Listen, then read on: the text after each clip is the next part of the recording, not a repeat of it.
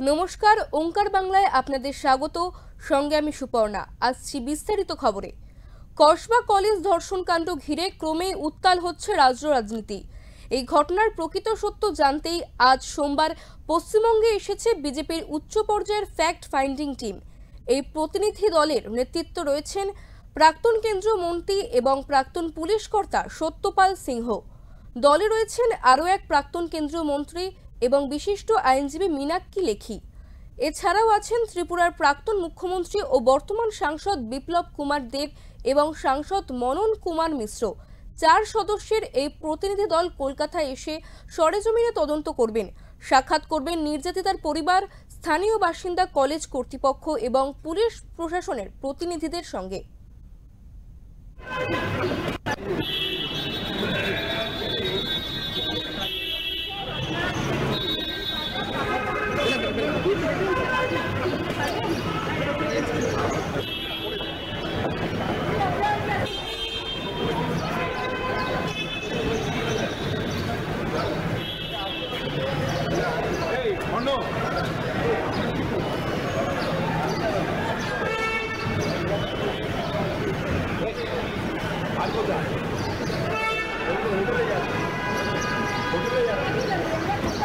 আরে ঢুকছে কোথায়? পিছনে যাও।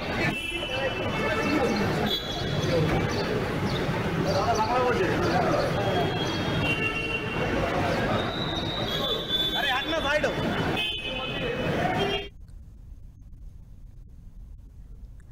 এই প্রতিনিধি দল ঘটনাস্থল পরিদর্শনের পর একটি বিস্তারিত রিপোর্ট তৈরি করবে এবং তা জমা দেবে বিজেপির সর্বভারতীয় সভাপতি জগৎ প্রকাশ নাড্ডার হাতে। সেই রিপোর্টের ভিত্তিতে কেন্দ্রীয় নেতৃত্ব পরবর্তী রাজনৈতিক ও সাংবিধানিক পদক্ষেপ নেওয়ার বিষয়ে সিদ্ধান্ত নেবেন বলেও সূত্রের খবর।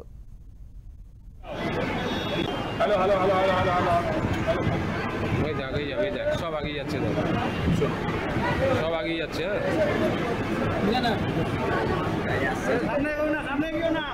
ছবি হতে দেবে।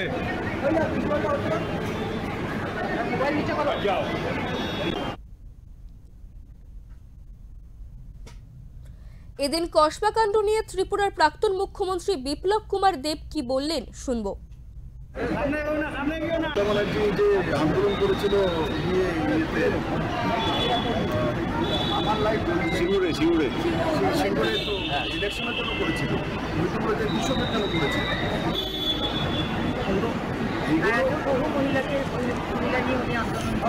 বহু মহিলাকে এমন তো রাস্তায় থাকতেন আন্দোলনকারী, উনি তো আন্দোলনটা ভালো বোঝেন।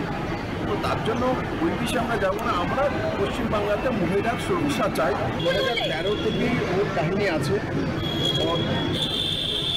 পশ্চিমবাংলা সরকারের ক্যামেরা থেকে সমস্ত নেতাগুলির সঙ্গে ওর ছবি প্রমাণিত করে।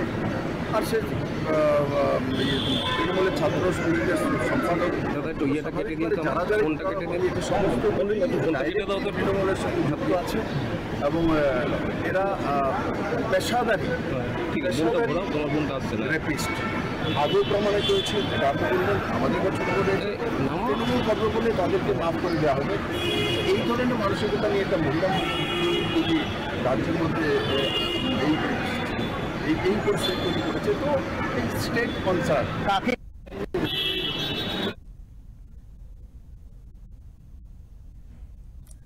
তৃণমূলের পক্ষ থেকে বলা হয়েছে পশ্চিমবঙ্গ সুরক্ষিত শহর ঠিকই, তবে সেটি রেপিস্টদের জন্য। পশ্চিমবঙ্গে মহিলাদের পণ্য হিসেবে ব্যবহার করা শাসক দলের কাজ বলে কটাক্ষ করেন বিজেপি নেত্রী অগ্নিমিত্রা পাল।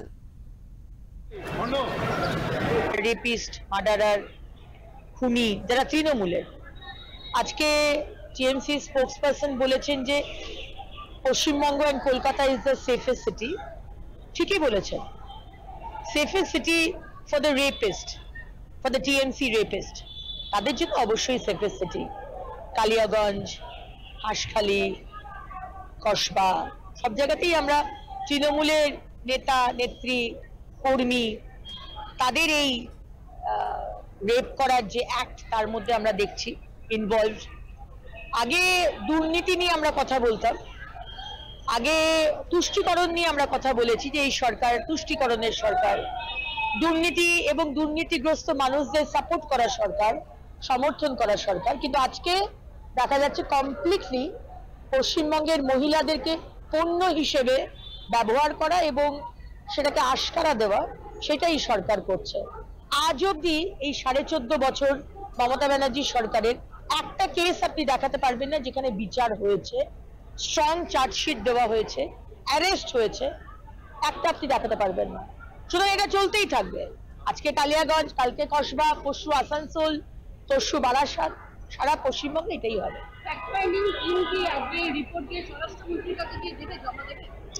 দেখুন, তারা কার কাছে রিপোর্ট দেবে আমি বলতে পারবো না, কিন্তু অবশ্যই মাননীয় সর্বভারতীয় সভাপতি নাড্ডাজির ইনস্ট্রাকশনে আজকে এই সেন্ট্রাল টিম আসছে। সুতরাং নাড্ডাজি আমাদের সর্বভারতীয় সভাপতিকে তো দেবেনই, তার সাথে সাথে নিশ্চয়ই স্বরাষ্ট্র মন্ত্রক তাদেরকেও দেওয়া হবে, মাননীয় অমিত শাহজিকেও নিশ্চয়ই দেওয়া হবে।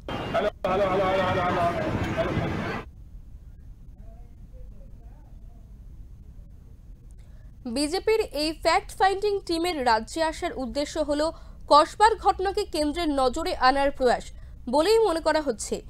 যে প্রশাসনে থেকেও জনতার কণ্ঠ শুনতে পারে না, তা প্রশাসনের বিরুদ্ধে কাজ করছে, জানান মীনাক্ষী লেখি। এছাড়াও কি বললেন তিনি, শুনুন। प्रशासन को जानते हैं, मेरे साथ डॉक्टर साहब भी है जो खुद कमिश्नर ऑफ पुलिस रहे हैं, तो जो प्रशासन को समझता है और जानता है, वहाँ पर जनता की मांग और जनता से संपर्क अनिवार्य है। और जो प्रशासन में रहकर जनता की आवाज नहीं सुनता और जनता से बात भी नहीं करता, वही प्रशासन के खिलाफ ही काम कर रहे हैं। वो जनता की लोकतांत्रिक आवाज नहीं सुनते और काम नहीं करते, वो हमें आज दिन भर में पता चलेगा, क्योंकि हमारे कार्यकर्ताओं ने कमिश्नर ऑफ पुलिस और चीफ सेक्रेटरी और जो कॉलेज की अथॉरिटीज है, उन सबसे समय मांगा है बातचीत करने के लिए और समझने के लिए कि क्या और कहाँ तक पहुँचे हैं, और अभी उसका क्या होगा, उसके बाद आप दोबारा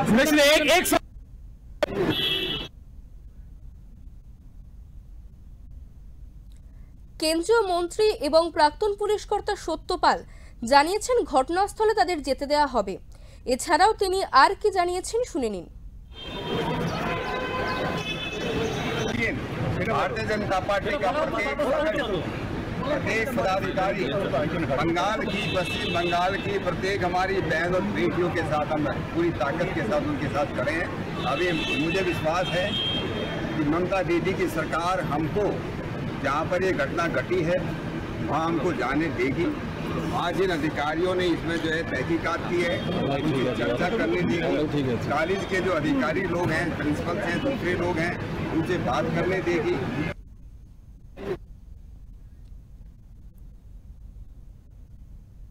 এই প্রতিনিধি দল ঘটনাস্থল পরিদর্শনের পর একটি বিস্তারিত রিপোর্ট তৈরি করবে এবং তা জমা দেবে বিজেপির সর্বভারতীয় সভাপতি জগৎ প্রকাশ নাড্ডার হাতে।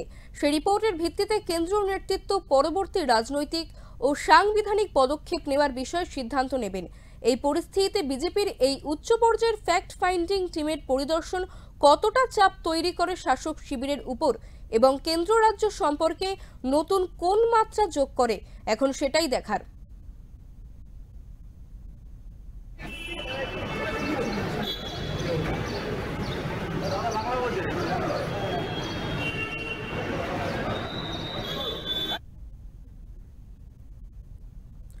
কলকাতা থেকে মানস চৌধুরী রিপোর্ট, ওঙ্কার বাংলা।